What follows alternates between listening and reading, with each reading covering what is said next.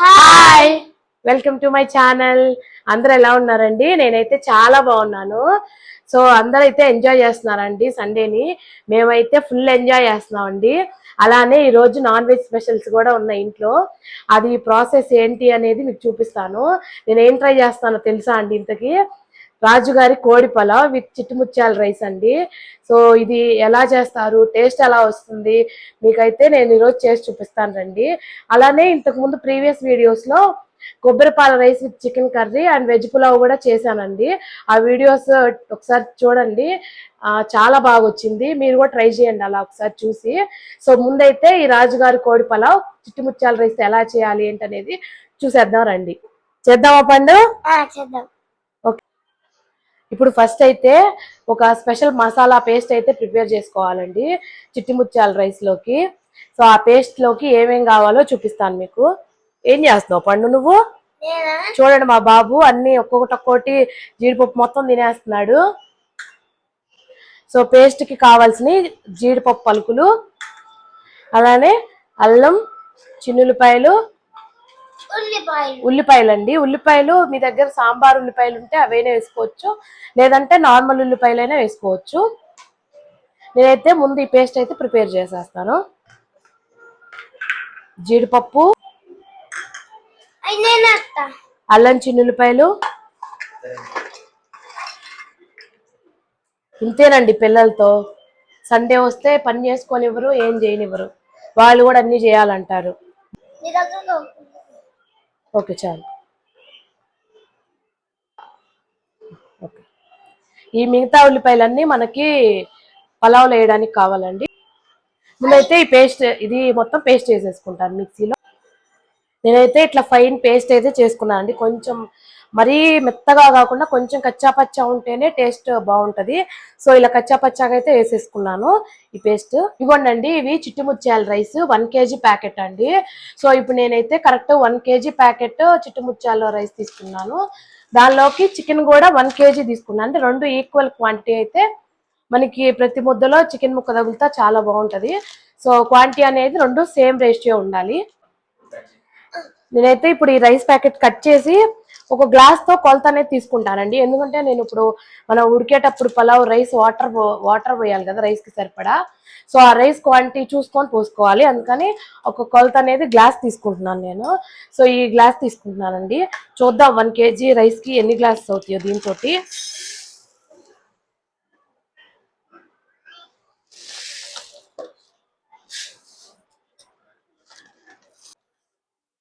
కొంచెం ఏజ్ వచ్చిందాక వెళ్తో తప్పదు మనకి. ఓకే చాలు చాలు. సో ఈ గ్లాస్ తో అయితే కరెక్ట్ గా 3 గ్లాసెస్ అయినాయండి నాకు. ఇప్పుడు ఈ రైస్ ని అయితే శుభ్రంగా క్లీన్ చేసేసుకుంటాను ఒక 2 times.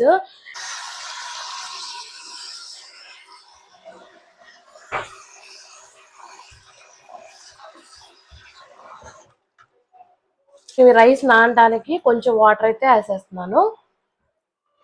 సో ఇప్పుడు ఇవి బాగా నానిపోతాయి. మనం నెక్స్ట్ ప్రాసెస్ చేసుకునేలోపు ఇవి నానుతాయి. ఇప్పుడైతే నేను 1 kg చికెన్ తీసుకున్నానండి.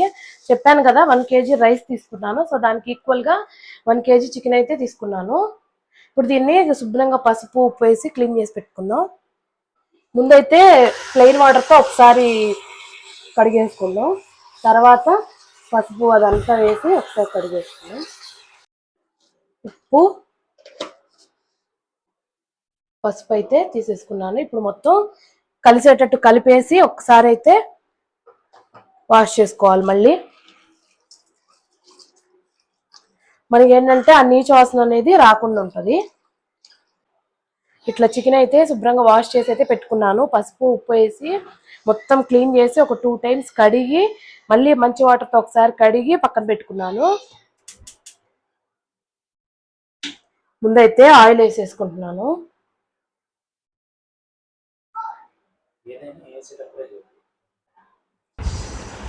ఆయిల్ అయితే హీట్ అయిపోయిందండి. ఇంక నేను చికెన్ అయితే వేసేస్తున్నాను.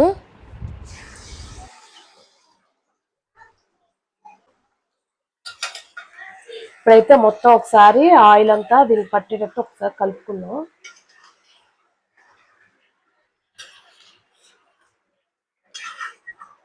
ఆల్రెడీ చూసారండి చికెన్ లో వాటర్ అయితే వచ్చేస్తున్నాయి. సో ఈ వాటర్ తోనే ఈ చికెన్ అనేది 80% దాకా ఉడికిపోవాలి. పసుపు, ఉప్పు, ముందుగా మనం తయారు చేసి పెట్టుకున్న పేస్ట్ అయితే వేసేస్తున్నాను. ఇట్లా కచ్చా పచ్చాగా ఇట్లా ఉల్లిపాయలు మనకి కనిపిస్తా ఉంటే టేస్ట్ బాగుంటుంది. తగులుతా ఇట్లా మనం వేసుకున్న పేస్ట్, పసుపు, ఉప్పు మొత్తం ఈ ముక్కలకు పట్టేటట్లు స్లోగా కలుపుకోవాలి.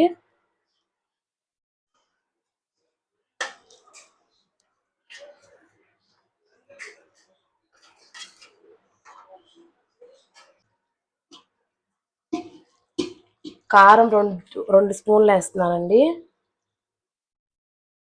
కొంచెం స్పైస్ తినేవాళ్ళు కొంచెం వేసుకోవచ్చు. ఒక స్పూన్ ధనియాల పొడి,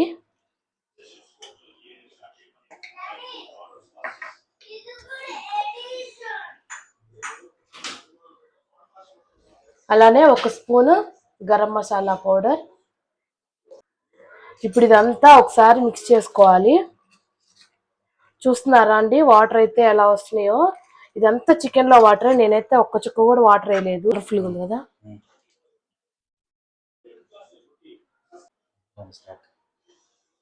ముందైతే ఆయిల్ వేసేస్తున్నానండి. నేను చాలా పెద్దది గిన్నె అయితే తీసుకున్నానండి, ఎందుకంటే కేజీ రైస్ కేజీ చికెన్ కదా. సో మనకి కలుపుకోవడానికైనా ముక్క చిదకకుండా బాగా ఫ్రీగా ఉండిద్ది మనం తిప్పుకోవడానికి కానీ రైస్. అందుకని నేనైతే కొంచెం పెద్ద గిన్నె తీసుకున్నాను. ముందైతే దాల్చిన చెక్క అయితే వేసేస్తున్నాను. ఇదైతే మేము ఫ్రెష్ గా వెస్టర్న్ ఘాట్స్ కర్ణాటక వెళ్ళినప్పుడైతే తెచ్చుకున్నామండి అక్కడ నుంచి. అసలు చాలా ఫ్లేవర్ఫుల్ గా ఉంటుంది రైస్ దీంతో చేసిన దగ్గర నుంచి. ఎందుకంటే అది మనకి పైన బెరడు దొరికిద్దండి, కానీ అది లోపల బెరడు చాలా ఫ్లేవర్ గా ఉంటుంది, స్మెల్ కూడా బాగా వస్తుంది. ఇంక ఇక్కడ లవంగాలు, యాలకులు అయితే వేసేస్తున్నాను. కొంచెం మిరియాలు,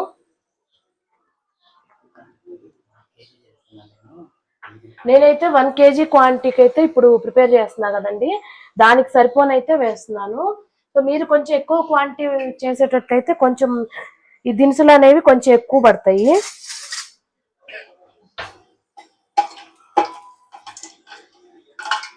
ఆయిల్ అయితే హీట్ ఎక్కిందండి, మసాలా దినుసులన్నీ కాగిపోయినాయి.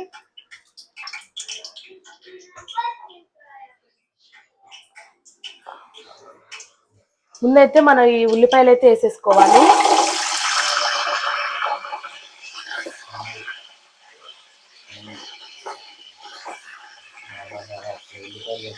చూడండి ఎంత కలర్ఫుల్ గా ఉందో అసలు. మీ దగ్గర ఇలా సాంబార్ ఉల్లిపాయలు లేకపోతే మామూలు ఉల్లిపాయలైనా కొంచెం ముక్కలు పెద్ద సైజులో కట్ చేసుకొని వేసుకోండి. కట్ చేసిన పచ్చిమిర్చి, కొంచెం కరివేపాకు అయితే వేస్తున్నాను. ఇప్పుడైతే ఒక 50% అయితే ఉడికిందండి, ఇంకొక 30% ఉడకాలి. తర్వాత దీన్ని మనం రైస్లోకి ట్రాన్స్ఫర్ చేసుకోవాలి. ఇప్పుడైతే చికెన్ ఇక్కడ 80% కుక్ అయిపోయిందండి, నేనైతే స్టవ్ ఆపేస్తున్నాను. ఇప్పుడు దీన్ని రైస్లోకి ట్రాన్స్ఫర్ చేసుకోవాలి. ఇదిగోండి, ఇప్పుడు ఉల్లిపాయలు ఈ స్టేజ్ కొంచెం గోల్డెన్ బ్రౌన్ మగ్గుతున్నాయి అన్నప్పుడు మనం రైస్ వేసేసుకోవాలి. ముందుగా వాష్ చేసి పెట్టుకున్న రైస్ అయితే వేసేస్తున్నాను.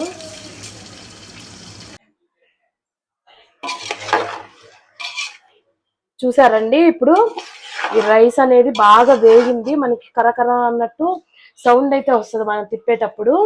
సో ఇంకా దాని అర్థం ఇంక మనకి రైస్ రెడీ అయిపోయింది. ఇప్పుడు ఈ రైస్ లోకి ఆ చికెన్ కర్రీ లాగా మనం గ్రేవీ చేసి పెట్టుకున్నాం కదా, ఆ గ్రేవీ ఇప్పుడు ఈ రైస్ లోకి ట్రాన్స్ఫర్ చేసుకుంటున్నాను. ఒకసారి కలిపేసుకోవాలి, ఈ రైస్ చికెన్ మొత్తం కలిసిపోయేటట్లు. చూడండి, చూడడానికి అయితే ఎంత కలర్ఫుల్ గా కనిపిస్తుందో.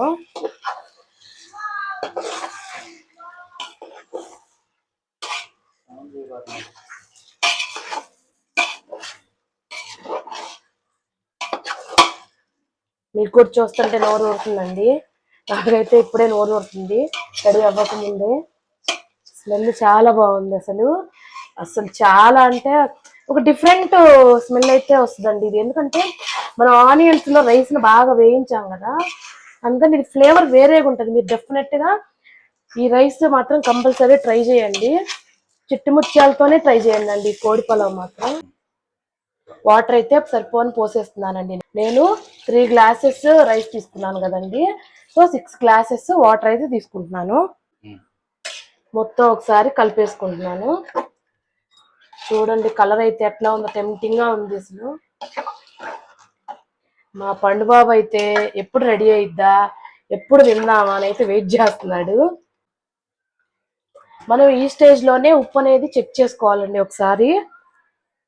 సరిపోకపోతే ఉప్పు అనేది వేసుకోవచ్చు, ఎందుకంటే మనం ఆల్రెడీ చికెన్లో వేసాం కదా ఉప్పు, సో దాన్ని బట్టి చూసుకొని వేసుకోవాలి. నాకైతే కొంచెం ఉప్పు సరిపోలేదు, అందుకని కొంచెం ఉప్పు అయితే వేస్తున్నాను. కారం అన్ని పర్ఫెక్ట్గా సరిపోయినాయండి నాకు.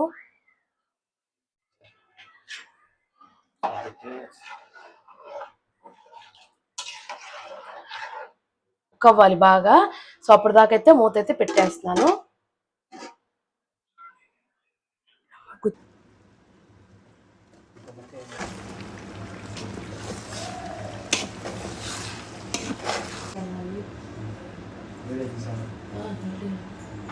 కొంచెం లైట్గా కొత్తిమీర అయితే వేసేస్తున్నాను. అలానే ఈ స్టేజ్లో ఉన్నప్పుడు కొంచెం ఒక 2-3 టేబుల్ స్పూన్లు నెయ్యి వేసుకోవాలి.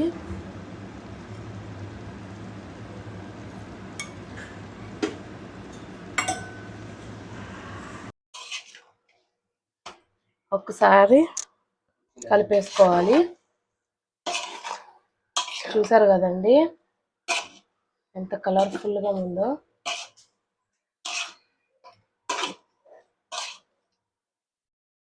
ఉల్లిపాయలు కూడా చూసారా ఎంత బాగా కనిపిస్తున్నాయో.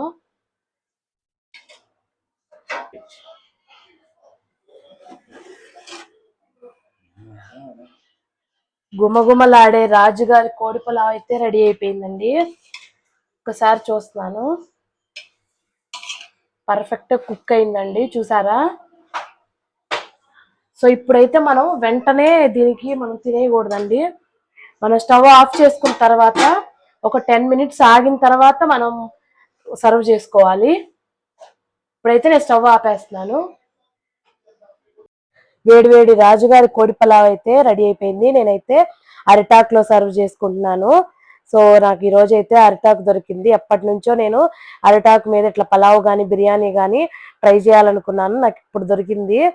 అసలు దాంట్లో తింటుంటే అసలు మామూలుగా లేదండి, టేస్ట్ నెక్స్ట్ లెవెల్ ఉంది. వేడి వేడిగా అయితే నాకు ఈ రాజుగారి కోడి పలావ్ రెడీ అయిపోయిందండి. ఒక్కసారి టేస్ట్ చేసి ఎలా వచ్చిందో మీకు చెప్తాను. చూస్తుంటేనే నోరు ఊరిపోతుందండి అసలు.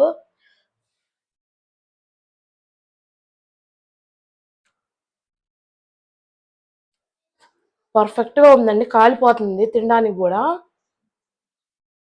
ఉప్పు కారం అన్ని పర్ఫెక్ట్ గా సరిపోయినాయి.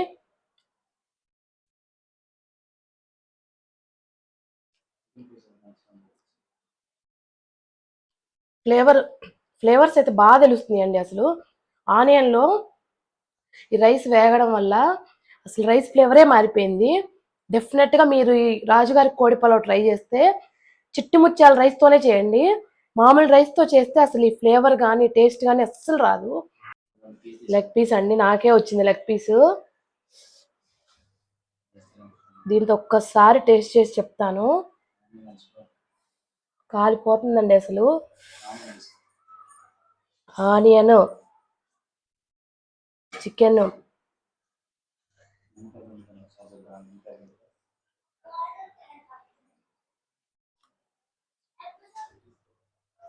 దీని మీద నిమ్మకాయ పిండుకొని ఒకసారి ట్రై చేస్తాను.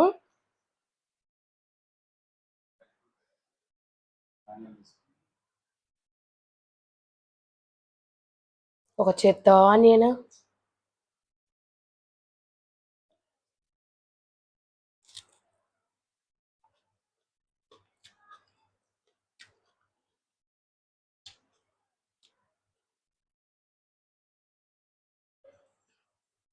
టేస్ట్ అయితే నెక్స్ట్ లెవెల్ అండి. డెఫినెట్గా మీరు ట్రై చేయాల్సిందే. ఇది ట్రై చేసి ఎలా వచ్చిందో కమెంట్ బాక్స్లో కమెంట్ చేయడం మాత్రం మర్చిపోవద్దు. నా వీడియో నచ్చితే ప్లీజ్ లైక్, షేర్ అండ్ మన ఛానల్ని సబ్స్క్రైబ్ చేసుకోండి. Bye bye.